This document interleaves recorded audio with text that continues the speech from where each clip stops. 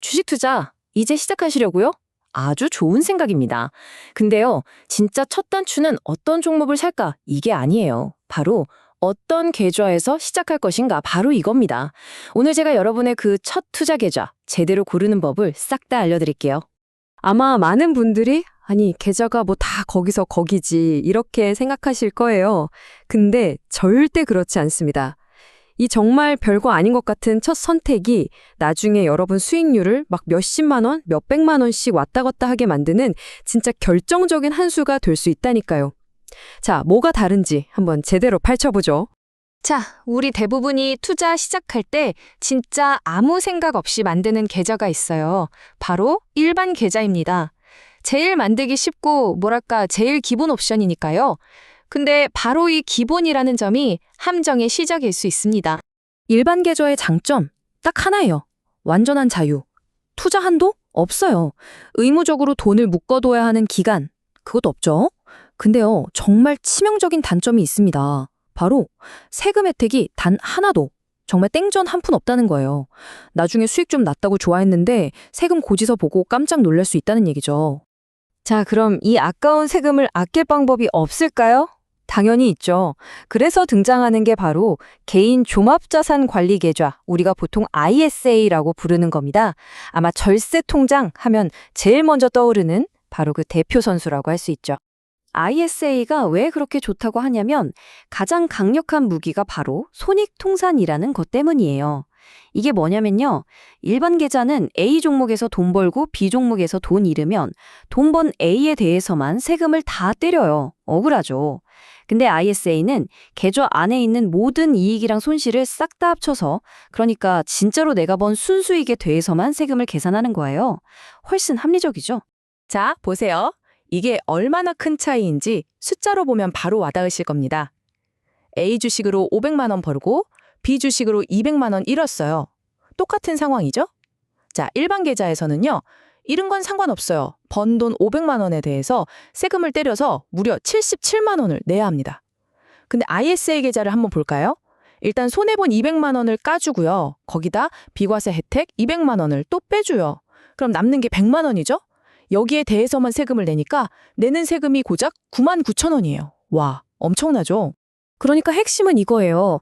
나는 똑같은 투자를 했을 뿐인데 어떤 계좌를 썼느냐 딱 그 차이 하나만으로 세금이 무려 67만 원이나 차이가 나는 겁니다.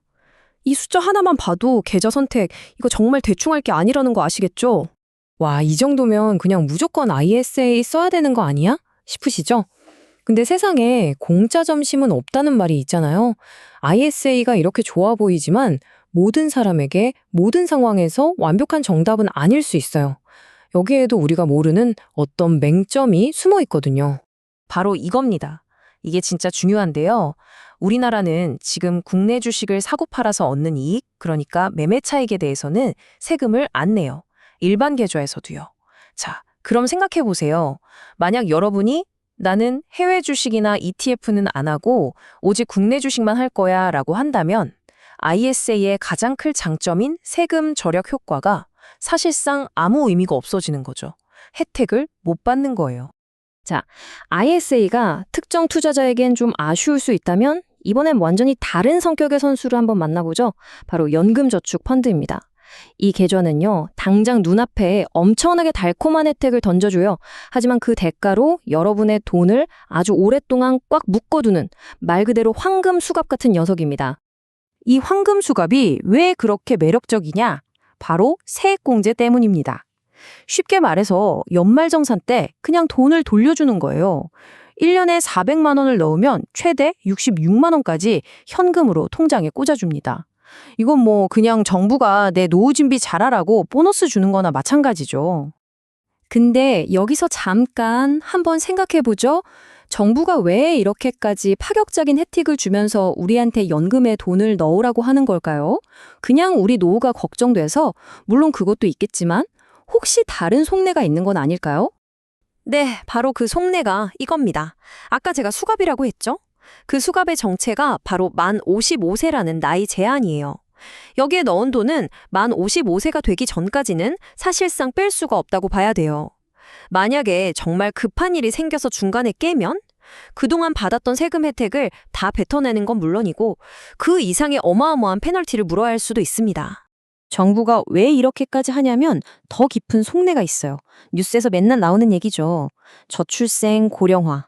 앞으로 국민연금을 낼 사람은 점점 줄어드는데 받아갈 사람은 폭발적으로 늘어난단 말이에요. 국가 재정이 버티기 힘든 거죠. 그러니까 정부 입장에선 세액공제라는 아주 달콤한 당근을 하나 던져주고 자, 이걸 줄 테니 너희 노후는 너희가 알아서 좀 준비해. 우리 부담 좀 덜어줘. 하는 일종의 큰 그림, 전략인 셈입니다. 그러니까 이걸 꼭 기억하셨으면 좋겠어요. 어떤 금융상품이 세금 혜택을 무기로 내세운다? 그러면 한번 의심해 봐야 합니다. 이 혜택이 진짜 나를 위한 걸까? 아니면 이걸 파는 쪽을 위한 걸까 하고 말이죠. 진짜 좋은 상품은 그런 거 없어도 사람들이 다 알아서 찾거든요. 자, 이제 좀 다른 얘기, 가장 최신의 뜨거운 이슈로 넘어가 볼게요. 바로 2026년 중반에 나올 예정인 국민성장펀드라는 건데요. 이건 또 어떤 특징을 가지고 있을까요? 이 펀드는요, 이름 그대로 AI, 반도체, 바이오 같이 우리나라의 미래 성장 산업에 집중 투자하는 펀드예요. 근데 혜택이 정말 파격적입니다. 소득공제를 최대 40%까지 해주고요. 심지어 투자를 했는데 손실이 나면 그 손실을 20%를 정부가 막아준대요. 와, 조건만 들으면 정말 솔깃하죠?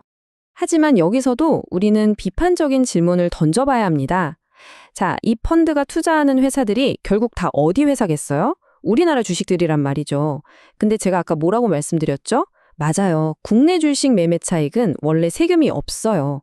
그럼 이런 질문이 가능해지죠. 과연 소득공제랑 손실보전 혜택을 받자고 굳이 수수료 내고 3년 동안 돈을 묶어두는 게 맞나? 아니면 그냥 내가 직접 그 주식들을 사서 수수료 없이 자유롭게 파는 게 더 이득 아닐까? 여러분이라면 어떻게 하시겠어요? 자, 지금까지 일반 계좌, ISA, 연금저축, 그리고 국민성장펀드까지 쭉 살펴봤는데요. 좀 복잡하죠? 그래서 제가 여러분 각자에게 딱 맞는 계좌를 찾을 수 있도록 최종 정리를 한번 싹 해드리겠습니다. 이 표 하나면 사실상 정리가 끝납니다. 결론부터 말하면 모든 사람에게 좋은 완능 통장 같은 건 없어요. 나는 세금 좀 내도 되니까 완전한 자유가 좋아 하면 일반 계좌. 해외 ETF 투자하면서 세금 아끼고 싶은데 3년 정도는 묶어둘 수 있어 하면 ISA. 나는 당장 연말정산 때 돈 돌려받는 게 최고야. 내 노후 자금이니까 55세까지 묶여도 괜찮아 하면 연금저축. 결국 모든 건 하나를 얻으면 하나를 포기해야 하는 선택의 문제인 거죠. 너무 복잡하게 생각하실 필요 없어요. 딱 이 세 가지만 스스로한테 물어보세요. 첫째, 내 돈 얼마 동안 묶어둘 수 있지? 둘째, 나는 주로 국내 주식을 할 건가? 해외 ETF를 할 건가? 이 두 가지 질문에 대한 답만 정해지면 여러분에게 맞는 계좌는 사실상 정해진 거나 마찬가지예요. 이 간단한 3단계 청사진이 여러분의 길잡이가 되어줄 겁니다. 자, 이제 여러분은 각 계좌가 어떤 규칙을 가진 서로 다른 게임인지 알게 되셨습니다. 이제 중요한 건 그냥 계좌 하나 똑딱 만드는 게 아니에요. 내 소중한 자산을 불리기 위한 전략으로서 나에게 가장 유리한 경기장을 선택하는 거죠. 자, 불을 쌓기 위한 당신의 첫 전략 무엇으로 하시겠습니까?